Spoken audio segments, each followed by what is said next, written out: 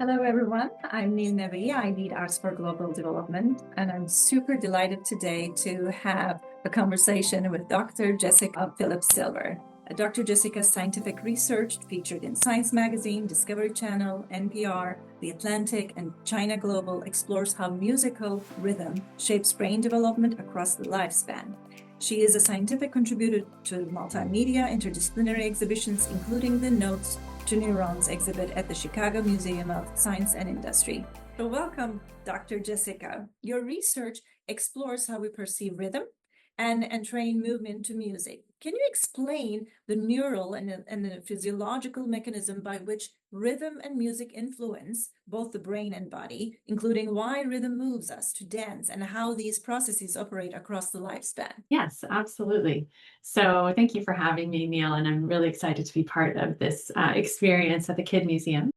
There's a huge interest in understanding the effects of music on the brain during development across the lifespan, how music can help, what can go wrong, and also how music is a tool not only just for our own personal brain development and and well-being, but also how we connect as a community. So some of the very most important things to understand about music and a brain is that when we participate in music, it really activates a very widespread network of regions in the brain that are responsible for a number of different processes that are involved in learning in general. So listening and attention are very important. Movement and timing, emotion and memory. These are some examples of some of the major systems that are involved and engaged when we make music together.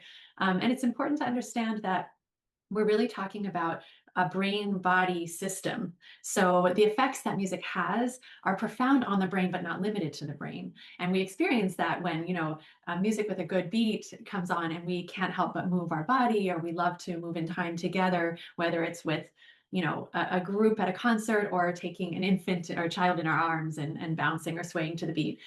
And these activities that we do are really powerful for brain development generally. They have consequences for our attention and cognitive functioning and learning, but they also help keep us well and even help regulate stress, partly through social connection and partly through just multiple systems in the body, and also help prevent disease down the line. So when we engage in music, we're really doing something powerful for our brains and our development, but we're also helping in terms of our own longevity. Well, thank you for that. You already touched on this about our children's development. Can you tell us a little bit more what that does to especially language, attention, and motor skill development? Yeah, absolutely. So, there's this particular network in the brain that's really engaged when we practice music or even just listen to music that has strong rhythm component.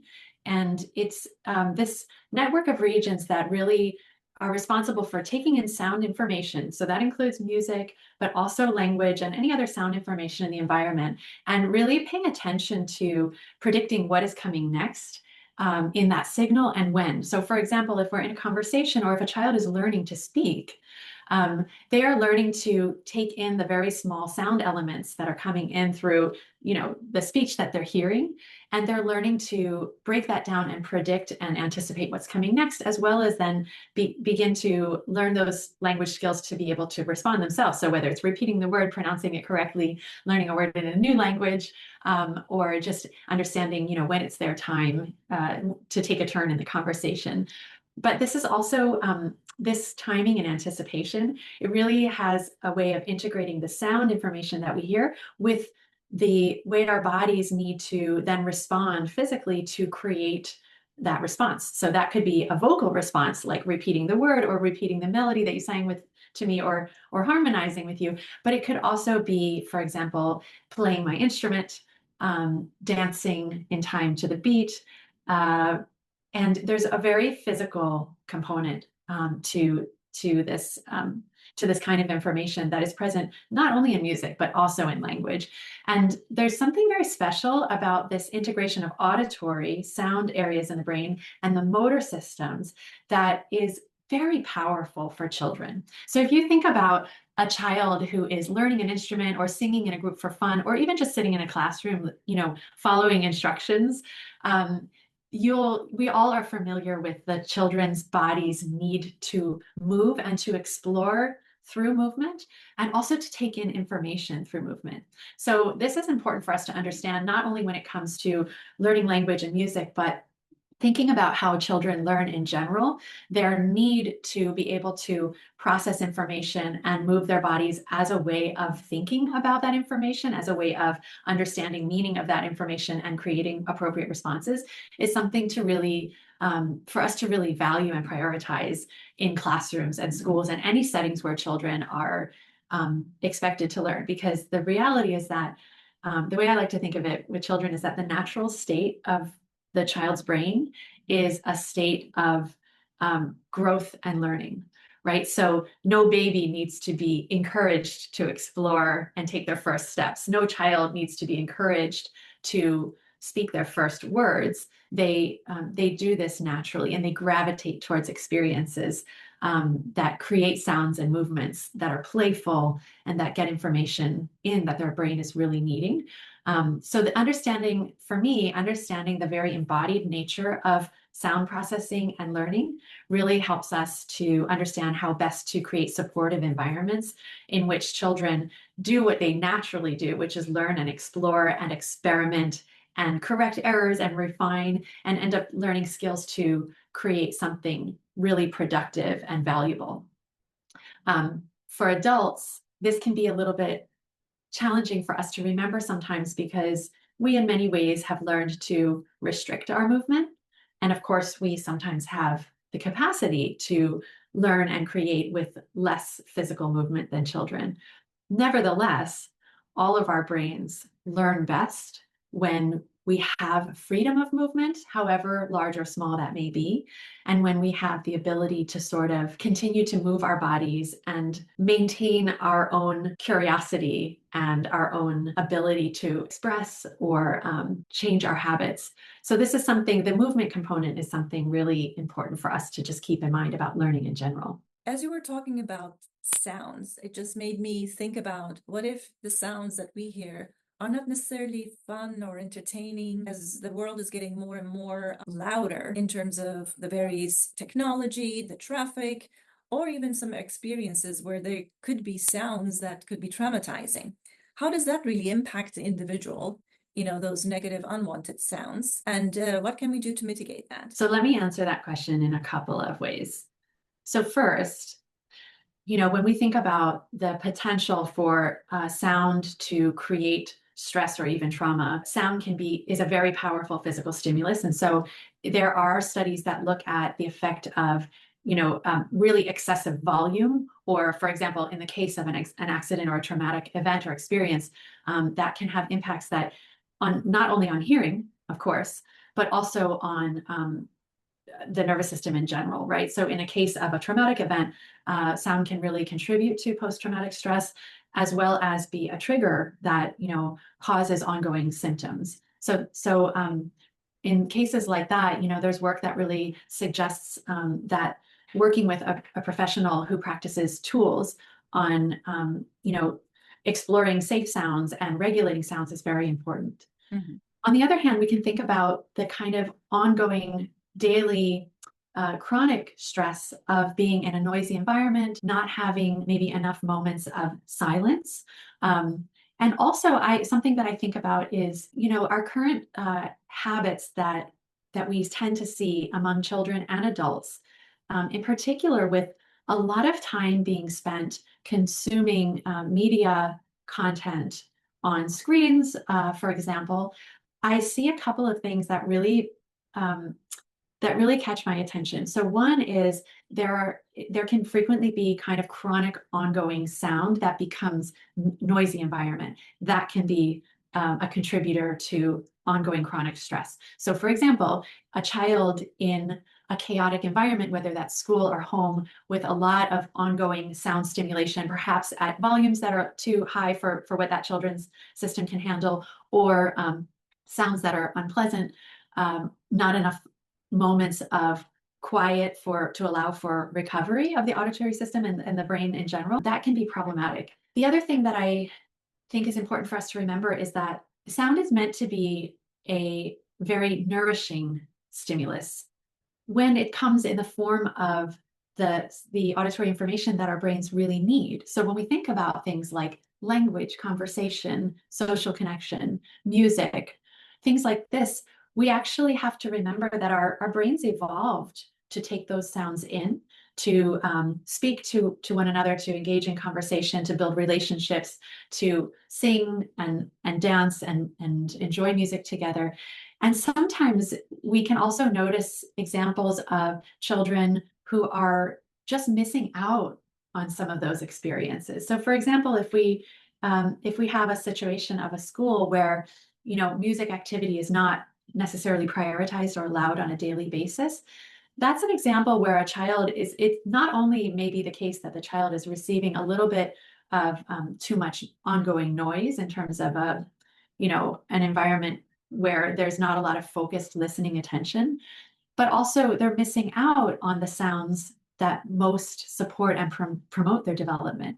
So when a child gets, to have an hour a day of focused, attentive listening in the case of a music lesson or circle time, or any kind of focused listening, one person reading aloud, a story, that kind of thing, they're actually they're getting information that their brains are really hungry for.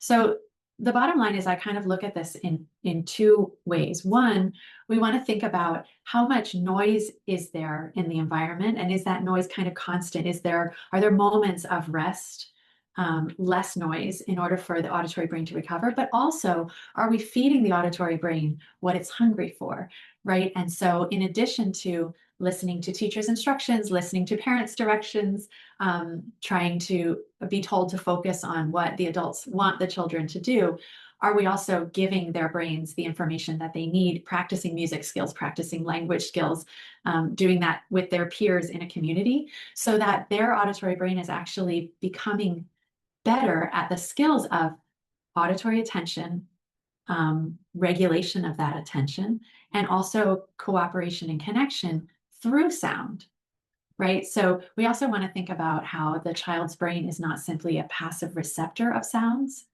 but it actually wants and needs to be an active contributor and participant.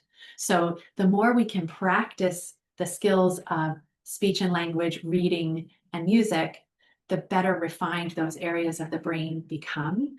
And then I like to think of this as, I've been calling this the arc. So attention, regulation, and then cooperation or connection. So when the child can learn to really pay attention to auditory sounds, then they can begin to regulate their responses, right? If you sing a melody, I can join you.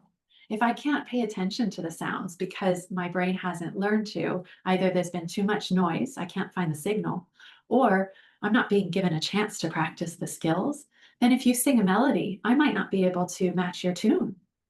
And that could be a problem. If I can't match your tune, then I can't tell, do I need to sing higher or lower or louder or softer, or am I singing on time? Are we coming in on the beat together? And if I can't regulate my contribution, then we can't achieve connection and cooperation. We can't make music together, right? So it starts with attention.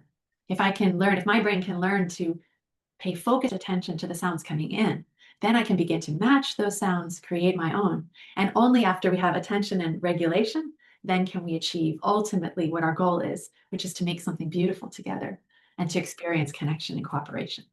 That's great. It's amazing, really, how that all kind of interact, but also interdependent in terms of how everything is shaping one another. There's one thing kind of I'm also taking away is really being conscious about the sounds. You mentioned about the ongoing sounds and the noise pollution in terms of what we are exposed to, and then the potential for chronic stress, which we know that chronic stress, how it's overall impacting physical body, not just emotional, psychological, mental, but also eventually how that is impacting. And therefore, to mitigate that, how do we bring in those positive sounds and through music and so forth? And he talked about how sound and language, being able to speak those sounds, those vocals, what that mean for the individual, but also in terms of creating and building a community. How about those individuals who have difficulty in hearing or are impaired, but they still feel sound? And how does that happen? Can you tell us a little bit more about that? Yeah, this is a wonderful question, and it really comes back to what we were speaking about earlier, which is the inherent multisensory nature of sound. So those of us who have typical hearing abilities, we tend to take for granted the auditory quality of sound, which is, of course, very, very important.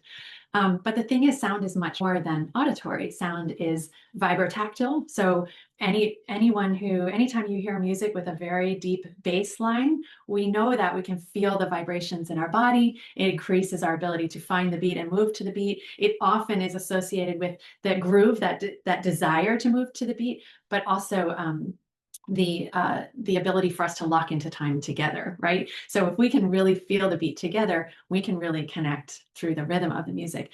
And then there are other aspects of it too. For example, so inside the inner ear, we have the cochlea, which processes the sound itself, and it sends electrical signals up to the brain, telling us how, if the sound is high or low, for example, and other qualities of the sound. But on top of the cochlea, we have the vestibular organ. And the vestibular organ is also receptive to sound information. But what it's responsible for is taking the sound and helping that direct our movement in space, especially of our head, because it resides in the inner ear. So when we listen to music and bob our head to the beat, which if you put on a really good song, I challenge you to notice if you can even try to keep your head still. It's very, very hard.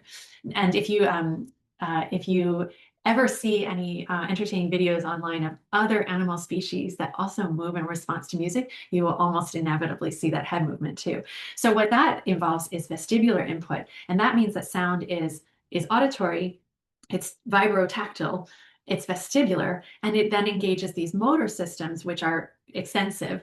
And of course, if we have access to vision, we follow visual cues, right? So we watch the band playing in time. We watch each other to dance together, this kind of thing. So it's important. It brings us back to this understanding that sound is inherently multisensory, especially in the context of music. What that teaches us is that when you have a population of people who have reduced access to sound, it reminds us that there are other sensory and motor systems that are engaged, have the ability to take in the information from those sounds. So for example, one of the most famous musicians in the world, especially percussionists, is Evelyn Glennie, who became profoundly deaf as a child. She has virtually no access to sound. However, she feels the sound through vibration, and she has a number of tools that she utilizes in order to be able to take in the information and to become she's an expert at rhythm. So she's one of many examples of deaf musicians and dancers and rappers and performers who preserve and also are able to accentuate their access to the other multisensory qualities of sound that give us music. Now, it's important to say that not every person who has reduced access to sound is the same, and not every individual or group of people, for example, those who are culturally deaf and signing, those who have cochlear implants, those who have hearing loss and use hearing aids or don't use any device. There are many, many individual differences, and there are sometimes cultural differences.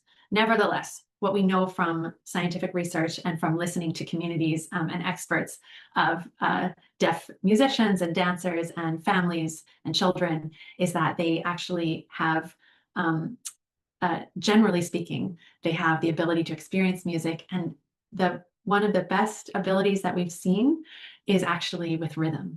So an example of that is people who use cochlear implants. The cochlear implant is a piece of technology that does not have enough subtlety to be able to bring in every single pitch difference. So if we have music that has a lot of instruments playing a lot of different notes, the cochlear implant is not designed to bring in all that information. It's designed to bring in the level of information that's required for language, and it's typically sufficient for that and quite good. When it comes to music with a lot of melody and harmony, it can be problematic and even uncomfortable. However, an alternative is to think about music like the drum circle, a rhythm section, where we take out some of the pitched instruments and we focus on rhythm instruments. Then we're not introducing a lot of conflicting pitch information, but what we're focusing on is timing information. And timing is what tells us where the beat is and how to feel it and how to lock in together. So we can also design music, or we can select music that is optimal for a particular child or individual. And in general, I am very passionate about rhythm, and I always come back to rhythm as just a core tool, right? When somebody has reduced access to melody, it doesn't necessarily mean that they can't feel the beat, and vice versa. Mm-hmm. So listening to and learning from deaf and hard of hearing communities actually teaches us quite a lot about music in the brain. Mm-hmm. Yeah, wow. Speaking of rhythm, so we are having an event coming up on May 17th, and with your Finding Rhythm initiatives and projects, can you tell us what we can expect? Yes, so we are very excited. The Finding Rhythm Project is going to be participating in this event on May 17th at the Kid Museum in Bethesda. And the Finding Rhythm Project is a music and education project that I developed a few years ago to really explore the biological origins of human music, to understand the power of music generally, but rhythms especially, to promote brain development and learning and personal growth, but also community connection. And so our first musical, which we had world premiered at the Kennedy Center Family Theater a few years ago, we really chose to highlight the rhythms that are special to Washington, D.C. Those rhythms are part of the official music of DC, which is go-go music. They come originally from the people who came from Africa and Latin America, came to DC, and through the leadership of Chuck Brown, were fused with funk and jazz and soul, and created this genre of music that became that has beautiful, complex rhythms, that involves instruments from those parts of the world that are really, really have warm tones and are just very beautiful to listen to and really support dance. So when people would go to the go-go, they would dance and dance and dance. But it also was a community. It was a conversation of the Black community in DC about their experience. And it's a genre of music that still continues to evolve, still is important in this community. And for all families who are living in the DMV, it's really nice to have a point of access for children to learn about go-go music, to learn about the history and culture of Washington, D.C. and the area around it. But we also, through our musical, we teach scientific lessons about music in the brain. So we will be presenting our the music of the Finding Rhythm Project, and there's a range of songs that teach different scientific lessons with every song. We will be hosting a little bit of an interactive, multi-sensory engaging activity for children of all ages. They will also be receiving coloring sheets of the musical brain so that they can learn to identify regions, and they can start to teach their friends about their musical brains.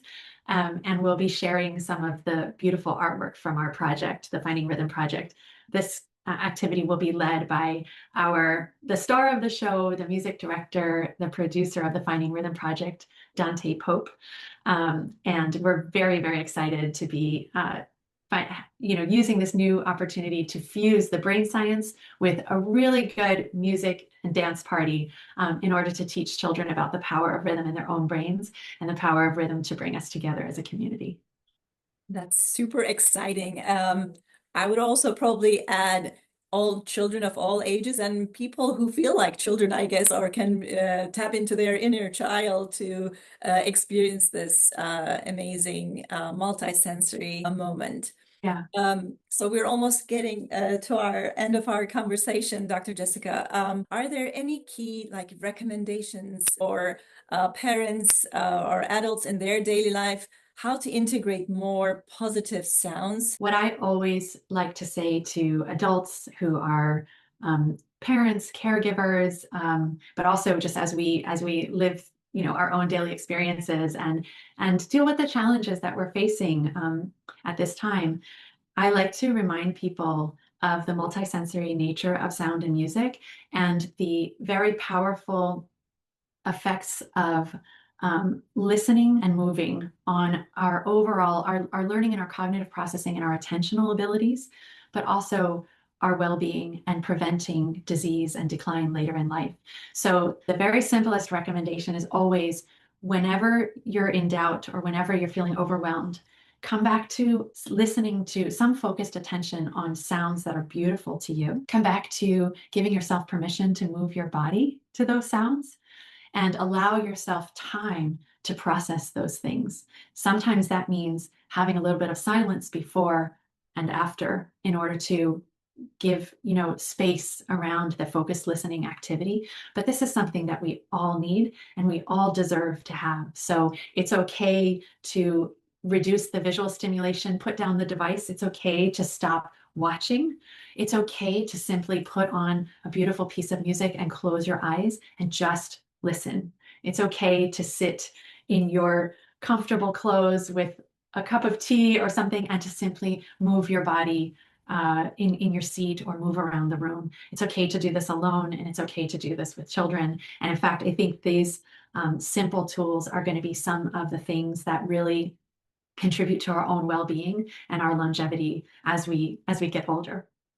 Thank you so much for joining us today and sharing your valuable insights. It's been really amazing. Thank you again, and have a wonderful rest of your day.